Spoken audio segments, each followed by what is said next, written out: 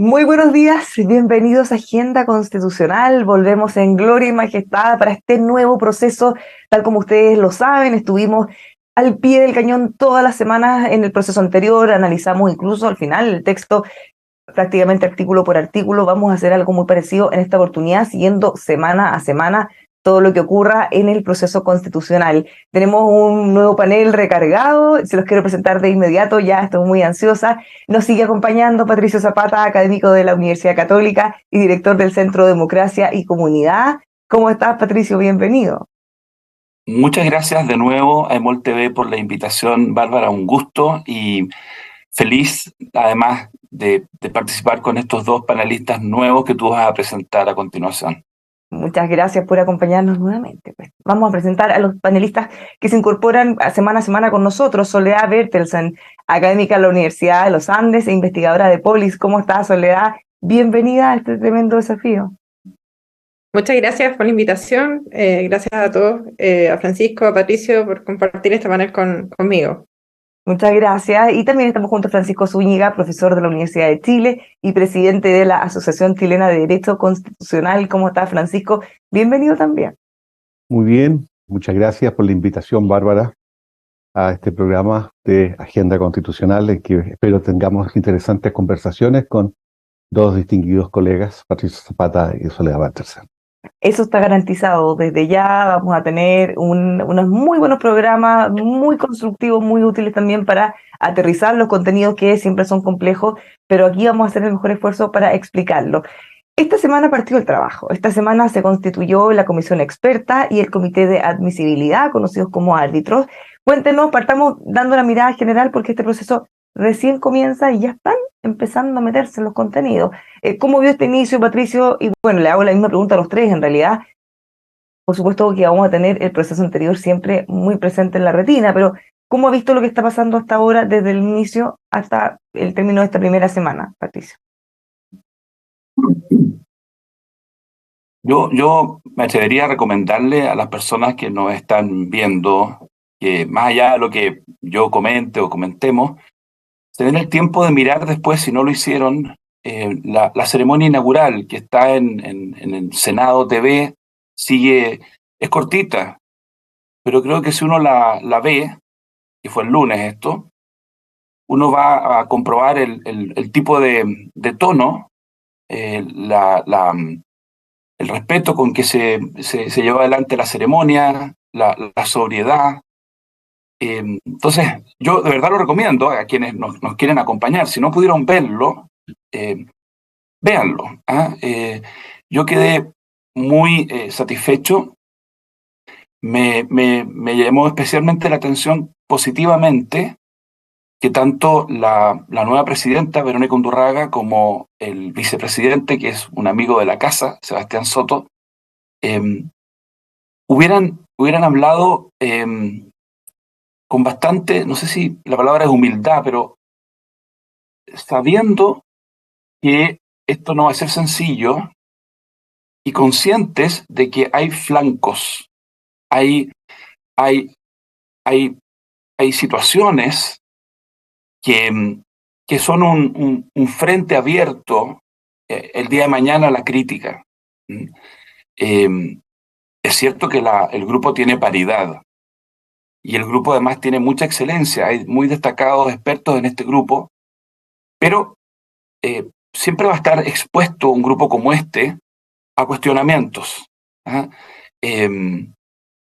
Alguien, por ejemplo, podría decir, oiga, pero hay demasiadas personas de la región metropolitana o los 24 expertos y los 14 árbitros corresponden a chilenos que podríamos llamar de descendencia europea, no vemos expertos de nuestros pueblos originarios.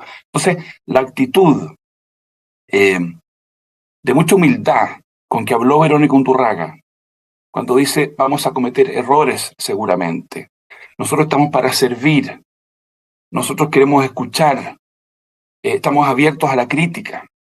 Esa es exactamente, creo yo, la actitud cuando uno sabe que se inicia un trabajo muy complejo y donde naturalmente van a ir ocurriendo tropiezos, y van a haber críticas. Así que yo quiero quedarme con mi alegría de ver esta disposición en Verónica Undurraga, en Sebastián Soto y entiendo en todos y cada uno de los 24 expertos. Quería pensar, Sebastián Soto, panelista de este programa por muchísimo tiempo, ahora lo tenemos de vicepresidente en el proceso. Le deseamos, por supuesto, el mayor de los éxitos, asimismo como a Catalina Salem, Tomás Jordán, Marisol Peña, todos panelistas de Agenda Constitucional. Soledad, ¿cómo lo ve? ¿Qué le parece también que, como primera señal, una de las cosas que llamó más la atención, además de lo que decía Patricio respecto a la forma, el que hayan tomado sus primeras definiciones en forma unánime?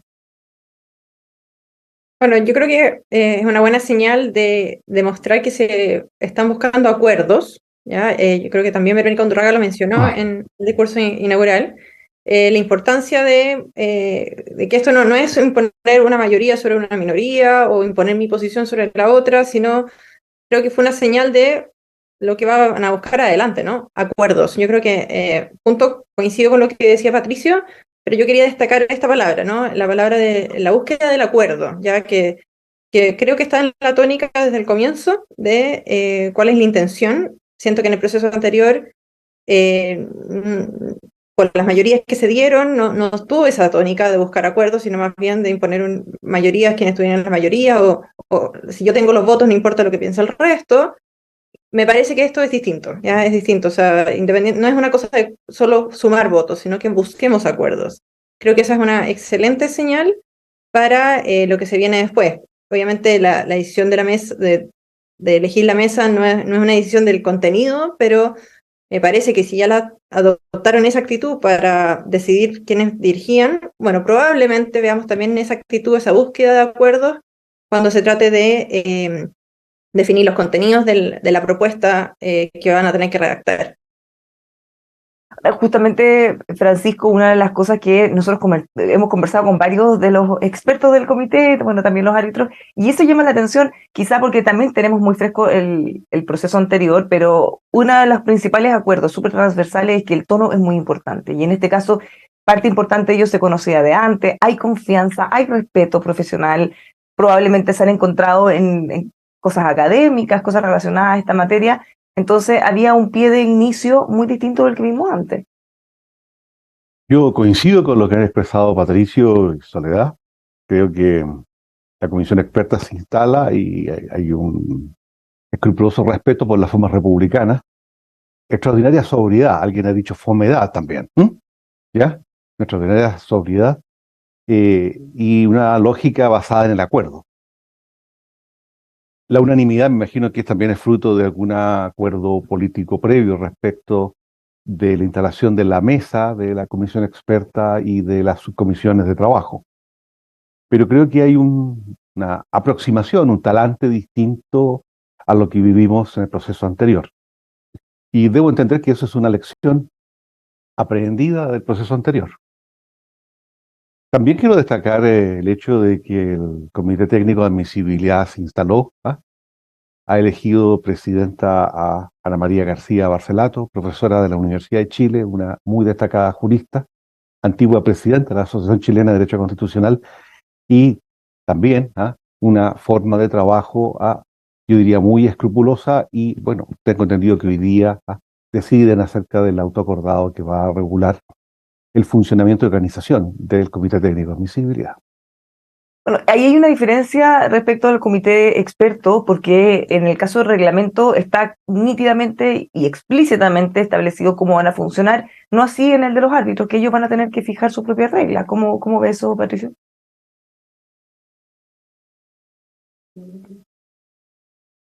Está en silencio.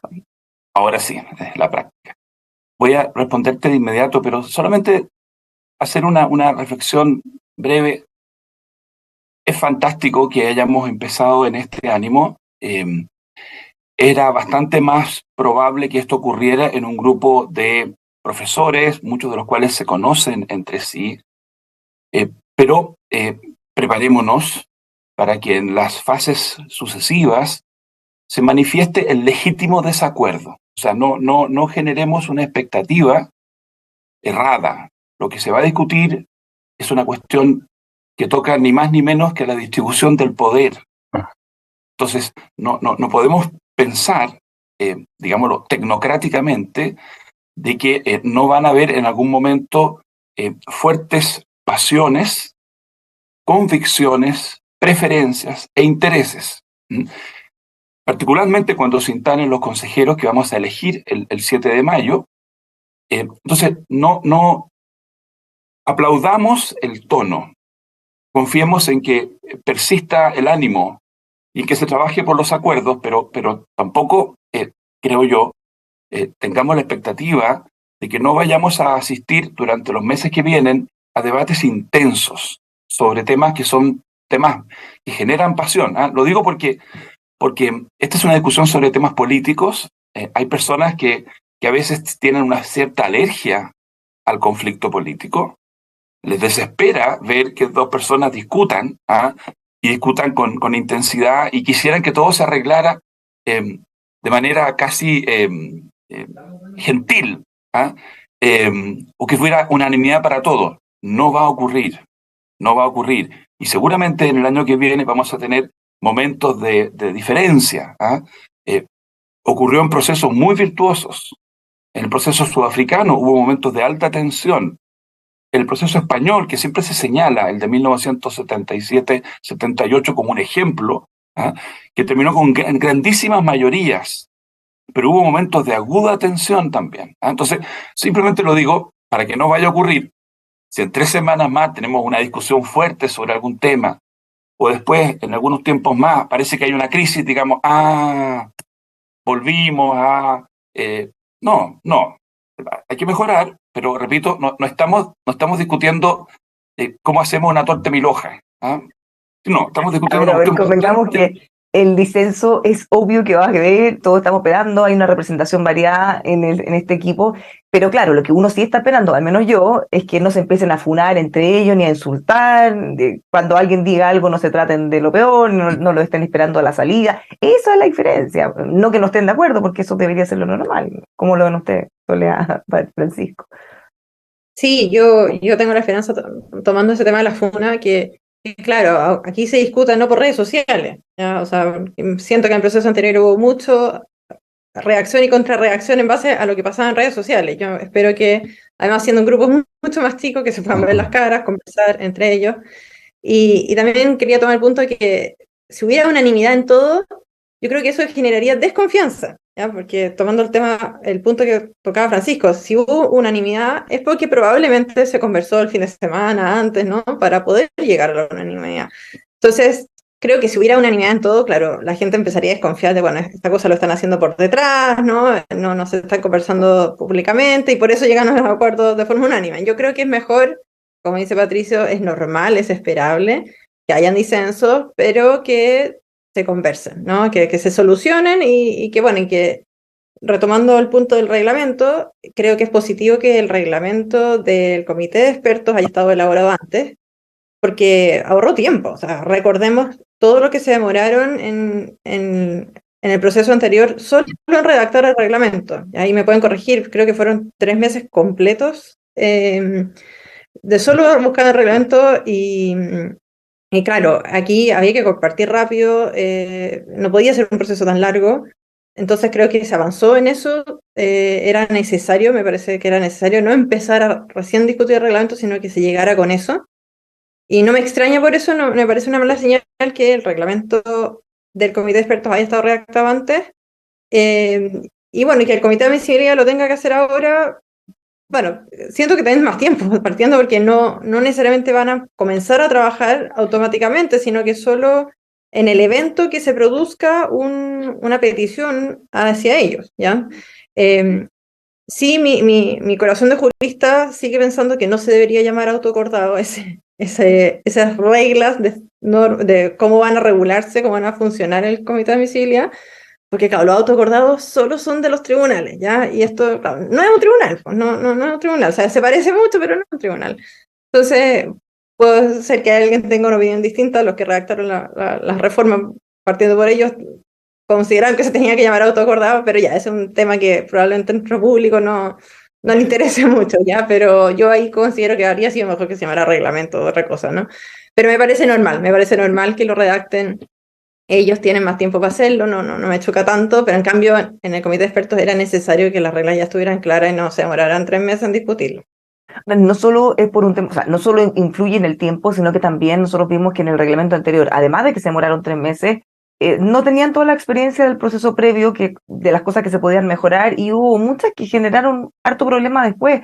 Nosotros lo vivimos en carne propia cuando las materias se discutían en la comisión, después se aprobaban, pero volvían y tenían un proceso muy de ir y volver, ir y volver. Entonces era muy complicado para la gente seguirlo. Y se aprobaban muchas cosas sabiendo que en realidad no iban a avanzar o que no debían avanzar, pero para no pelear y después iban, volvían. Entonces todo ese ruido ya no lo deberíamos tener, Francisco. De hecho, incluso la misma elección de la mesa, en el mecanismo que ellos establecieron, tuvieron que votar muchísimas veces, las 2 veces que tuvieron que elegir mesa, y eso también generó ruido.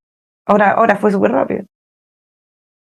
O sea, hay una diferencia entre el proceso 2.0 y este proceso, naturalmente. El tono es importante, pero coincido con Patricio Zapata en orden a que eso no debe llevarnos a falsas imágenes. Probablemente van a haber discusiones arduas porque al final de cuentas la Constitución versa sobre el orden político institucional y sobre eso hay distintas visiones legítimas en un sistema político. Y el valor del diálogo es poder identificar consensos y disensos. Y desde el punto de vista procedimental, aquellas cuestiones que son objeto de disenso, el óptimo es que queden fuera de la Constitución. Quiere entregar al sistema político y a la evolución del orden de las cosas. Por de pronto yo observo que hay 4 o 5 temas que van a ser objeto de debate. La cuestión relativa al régimen político, la cuestión relativa a la forma de Estado, el Estado unitario descentralizado, el Estado social y democrático de derecho, los derechos sociales y los nuevos derechos civiles. Incluso más, en materia de Estado social y democrático de derecho ya ha habido una avanzadilla en orden a relativizar sus términos, ¿no? Confundir respecto del exacto alcance de la fórmula de Estado social al hacerlo compatible con el principio de subsidiariedad. Y hay una discusión ardua, hay visiones contrapuestas y eso va a generar, evidentemente, mucho trabajo a la hora de definir cuál va a ser la fórmula elegida para favorecer la cooperación público-privada en la provisión de bienes públicos. Yo no me quiero adelantar a las discusiones que vamos a tener en agenda constitucional, pero evidentemente estos son temas todos muy arduos de abordar y en los que van a haber diferencias.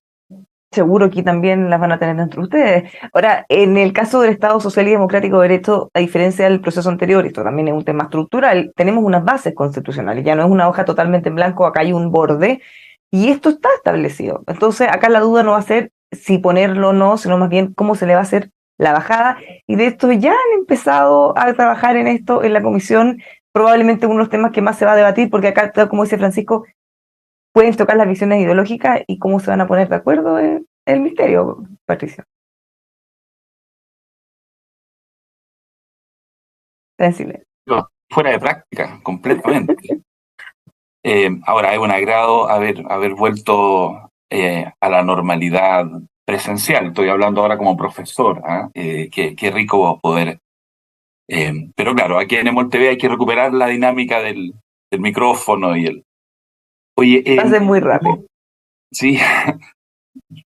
Este va a ser un tema. De hecho, durante el verano ya vimos en distintos medios de comunicación, ustedes entrevistaron sobre este tema en el Mercurio, en La Tercera, columnas de opinión, cartas iban, cartas venían sobre esto de los derechos sociales y el Estado social.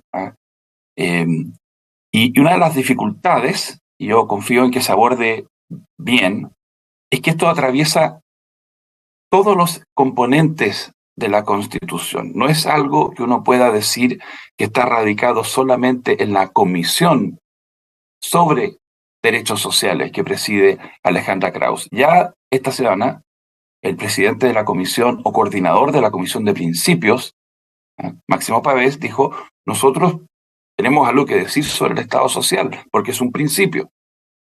Y por otra parte, ¿de qué sirve hablar de derechos sociales si no están claros los recursos jurisdiccionales?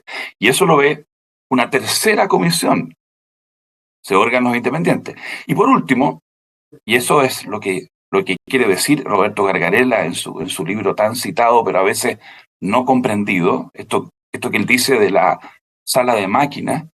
Fíjense que su reflexión, la reflexión de este jurista argentino, es en función orgánica, mira el Congreso, mira la presidencia, mira los partidos políticos y cómo funcionan, en relación a la capacidad de satisfacer las necesidades básicas de vivienda, salud y educación. Lo que quiero decir es que las 4 subcomisiones, quieranlo o no, van a estar discutiendo sobre Estado social y sobre derechos sociales, más o menos directamente. Va a requerir, yo creo, mucho talento, y cuando lleguen a juntar el trabajo de las 4 comisiones, ya exista cierta congruencia, ¿ah? Porque tienen que conversar las 4 comisiones sobre esto que es el Estado social y democrático de derecho. No es el asunto de una subcomisión. Toda la Constitución, desde el capítulo 1 hasta el último capítulo, va a estar atravesada por esta definición. Tiene que ser un sello a nivel de ADN, no un lunar en una parte del cuerpo. Y pero eso trae otra dificultad. Bueno, el hecho de que sean tan pocos, a diferencia del primer grupo, ya les va a facilitar el trabajo, pero en este caso van a tener que saltarse de comisiones a comisiones. ¿Cómo creen que se puede abordar entonces? Que va a ser complicado. Si cada una de las comisiones empieza a ver desde un punto de vista distinto, en algún minuto tendrán que juntarse y hacer algo más armónico. Soledad, ¿cómo va a ser? Porque no va a ser el único tema que va a pasar esto, seguro. Yo creo que es interesante un tema de que quedó en el reglamento, que las comisiones no van a trabajar al mismo tiempo nunca. O sea, los horarios van a estar siempre separados. De manera que entiendo que los comisionados, el nombre exacto que siempre se me olvida, ¿ya?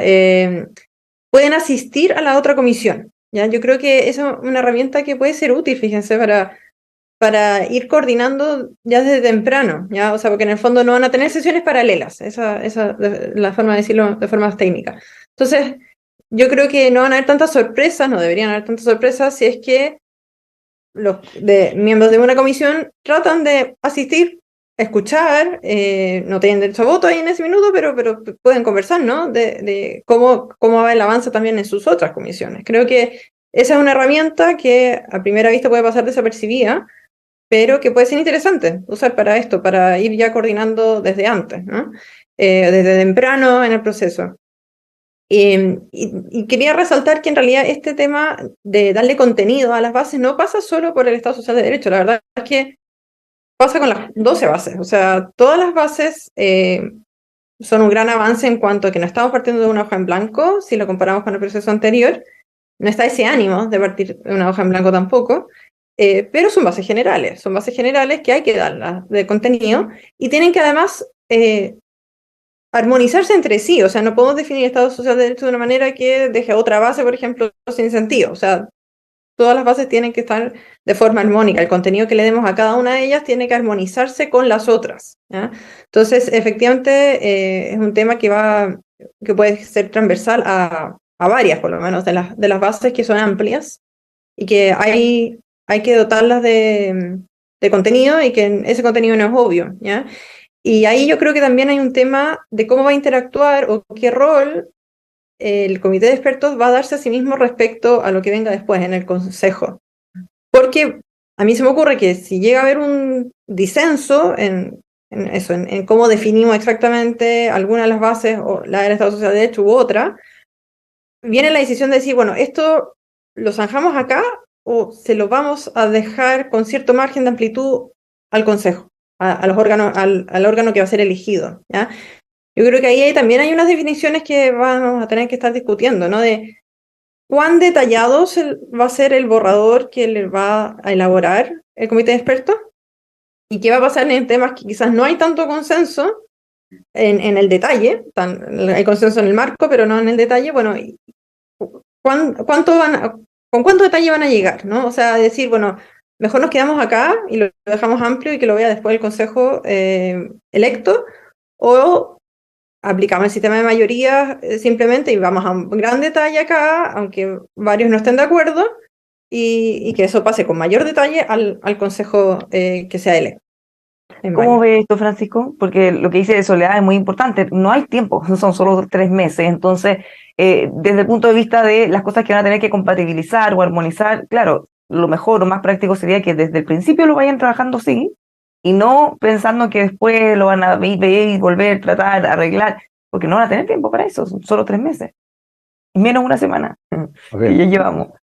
metodológicamente hay varias opciones de trabajo en rigor.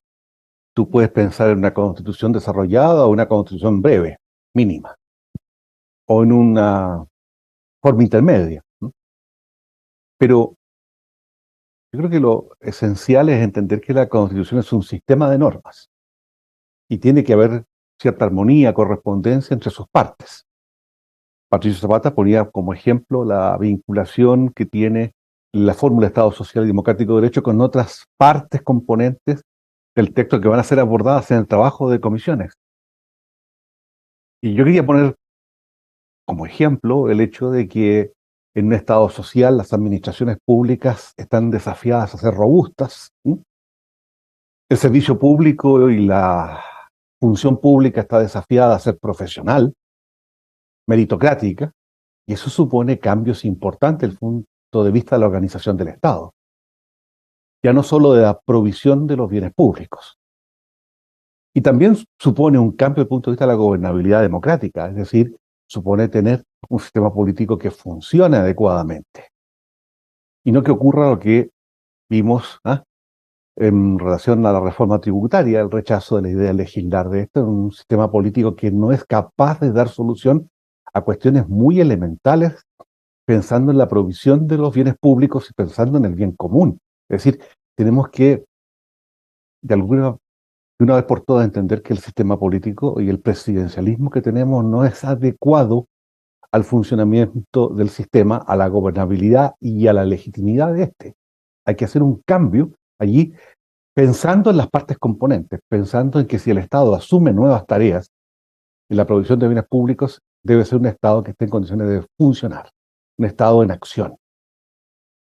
Y lo último que quisiera destacar, tú lo señalaste, Bárbara, este proceso parece más simple que el anterior, pero no es más simple. Yo en alguna columna de opinión dije que había aquí un sistema de relojería. Este sistema, tal cual está concebido, tiene alguna complejidad, porque de pronto tiene el Comité Técnico de Admisibilidad, los famosos árbitros, tiene además un tribunal especial de la Corte Suprema para disciplinar conflictos derivados de normas reglamentarias, pero tiene además una interacción entre comisión experta y Consejo Constitucional que puede no ser fácil. Tiene quórum exigentes, tiene mecanismos que entregan a una comisión mixta la solución de ciertos conflictos, es decir, es un sistema que va a requerir agotar el diálogo, agotar el acuerdo, para que en definitiva esto funcione. No es un sistema que procese bien la decisión constituyente, que sea expedito, es un sistema de relojería un poquito complejo. Yo entiendo que a la ciudadanía estas cosas le puede resultar difícil de entender, pero es que es complejo, que va a requerir de un tremendo esfuerzo de trabajo, tanto en el seno de la comisión experta como en el seno del Consejo Constitucional y en la interacción que los comisionados expertos van a tener en el Consejo Constitucional.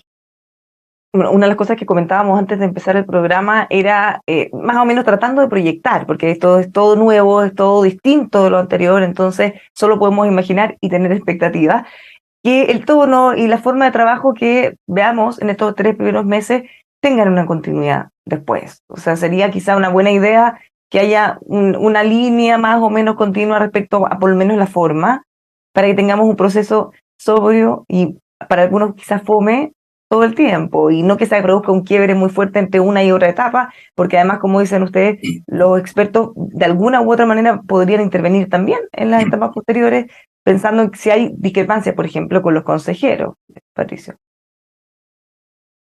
Sí, yo, perdona que insista en este punto, pero yo tuve el honor en algún momento de participar en algunas comisiones presidenciales, en algún momento sobre ética pública, en algún momento coincidí con Francisco Zúñiga en una comisión que presidía el profesor Fernández.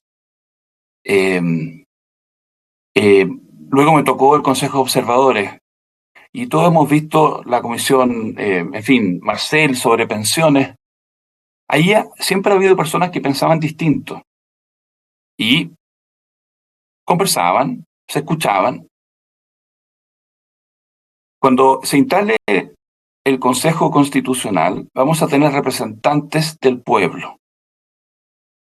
Y yo creo que es un error pedir exactamente el mismo tipo de comportamiento y relación a un grupo de expertos designados, aunque sea por un cuerpo democrático, como es el Congreso, que a un cuerpo ciudadano representativo. Entonces, si miramos el Congreso de los Estados Unidos, si miramos la Cámara de los Comunes británica, si miramos cualquier cuerpo representativo, no funciona exactamente igual que un grupo de expertos, ¿ah?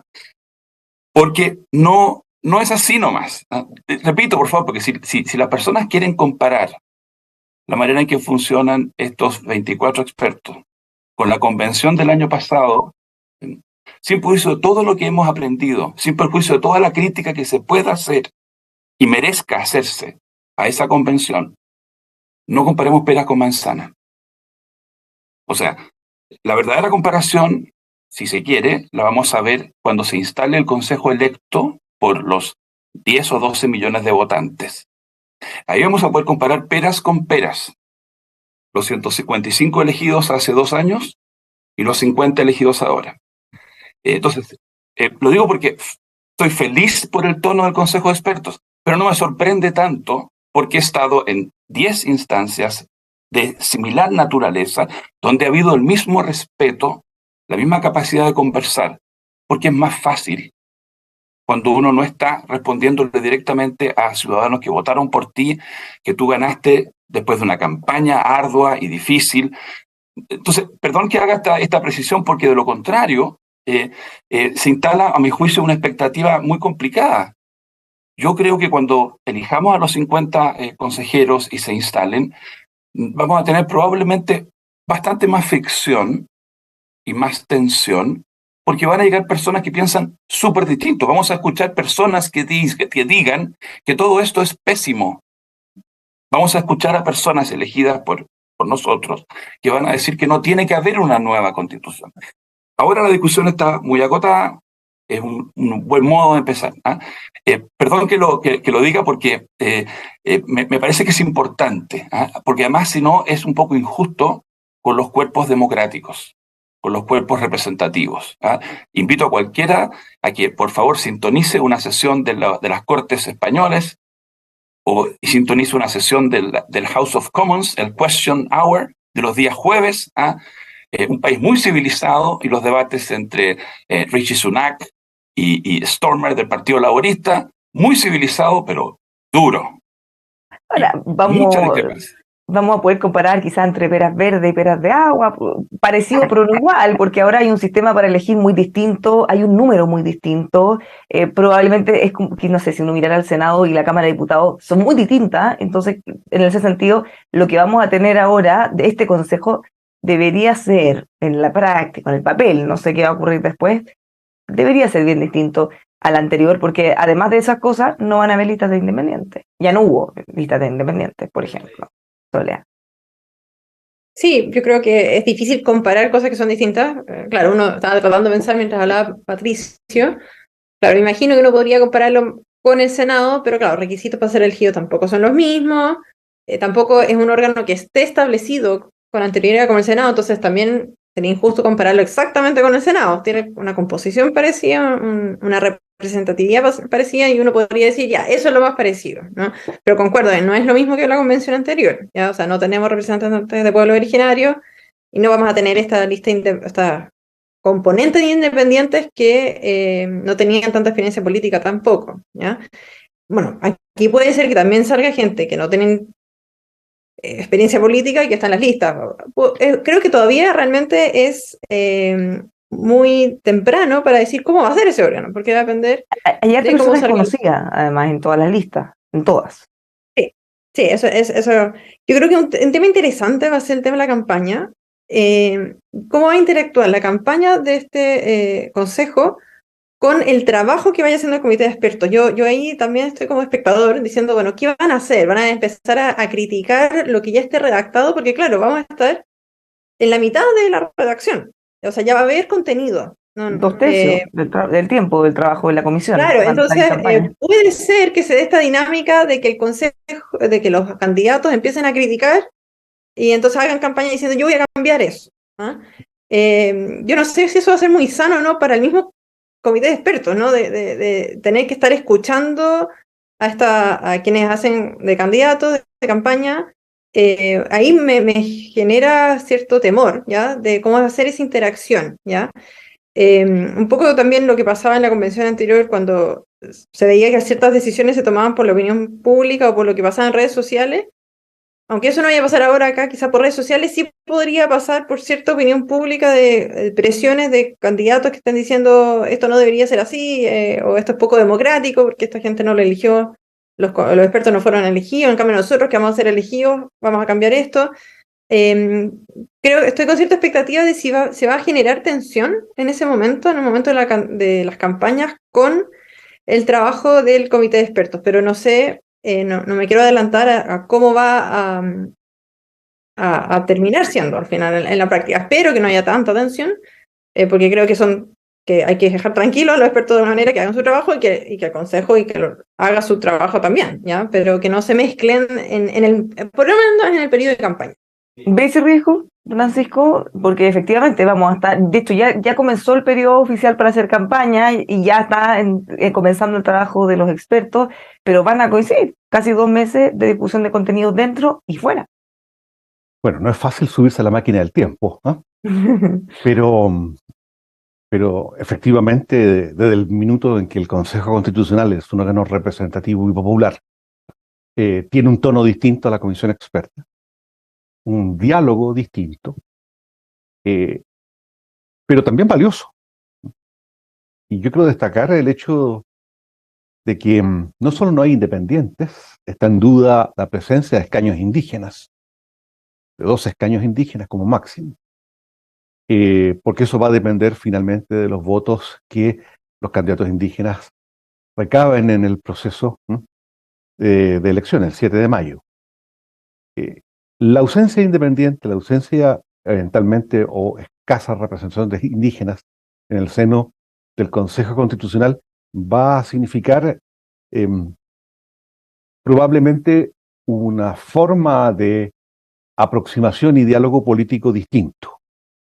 Creo que con menos sectarismo, ahí la ausencia de una agenda identitaria cohesiva, como era la agenda identitaria de independientes en el proceso anterior y de Apruebo Dignidad, de algún modo puede facilitar ese acercamiento. No va a haber esta cultura de la cancelación tan acusada, ¿ah?, que hemos tenido oportunidad de ver, y eso probablemente va a facilitar el acercamiento de posiciones. Pero no es fácil saber, ¿ah?, finalmente cómo se va a producir. Yo sí creo que el clima, el ambiente, va a ser más propicio, porque hay una mayor injerencia también de los partidos políticos, de los que uno espera cierta responsabilidad, visión de futuro y guía a fórmulas que busquen el bien común del país.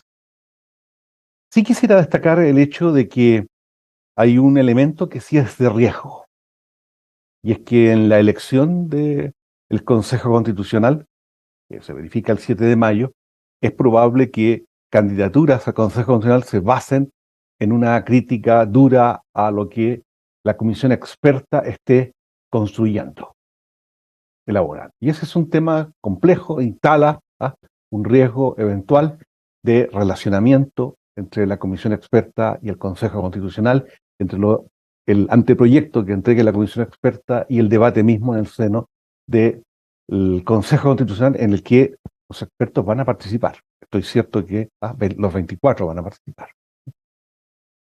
Patricio, ya para cerrar, aparte de lo que hemos hablado, ¿hay alguna otra cosa que genere inquietud o que tengamos que estar especialmente atentos? Le agrego la pregunta a los tres muy brevemente y nos despedimos hasta la próxima semana. A